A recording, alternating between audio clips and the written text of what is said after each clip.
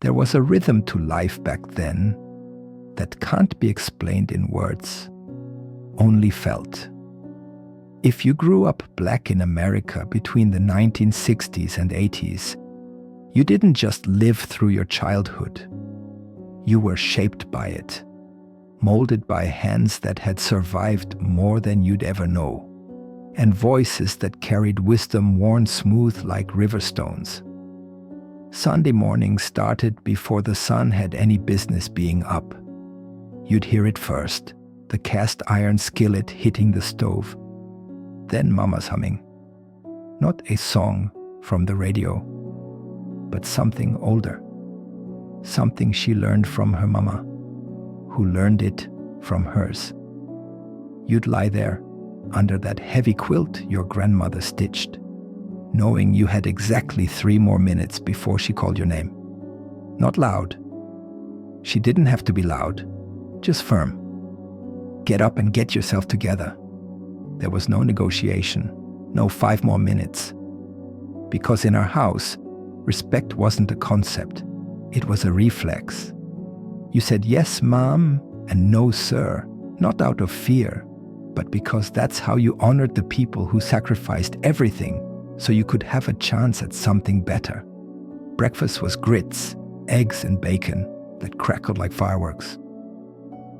Daddy sat at the head of that scratched-up wooden table reading the newspaper, his work boots already laced, even though it was Sunday.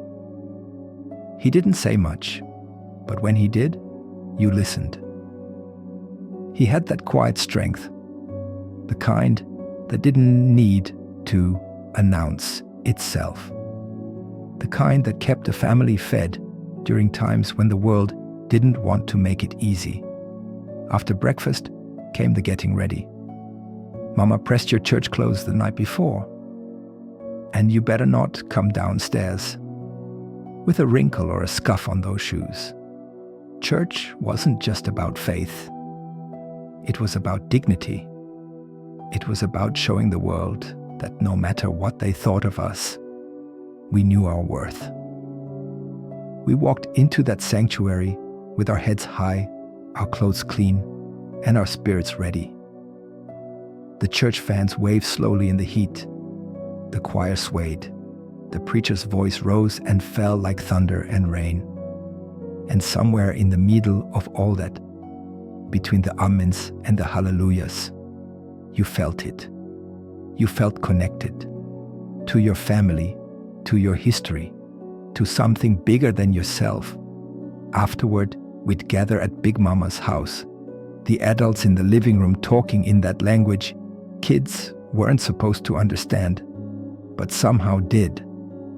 The cousins outside, playing until the street lights came on. And there was always food. Always. Collard greens, cornbread, fried chicken, sweet potato pie. Food made with love and stories baked right in. When you got out of line, and you would, the correction was swift, not cruel, not meant to break you, meant to build you. Because our parents knew the world wouldn't be gentle with us. They knew we had to be twice as good to get half as far. So they taught us discipline, responsibility, and resilience. They taught us that our name meant something, that our actions reflected not just on us, but on everyone who came before us and everyone who'd come after. We didn't have much, but we had each other. We had pride. We had culture. We had a community that held us up when the world tried to push us down. And when you look back now, through all the years and all the changes, you realize something. We weren't just surviving.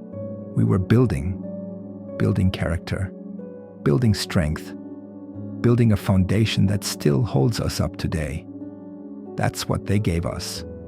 Not things, not money, but something that couldn't be taken away.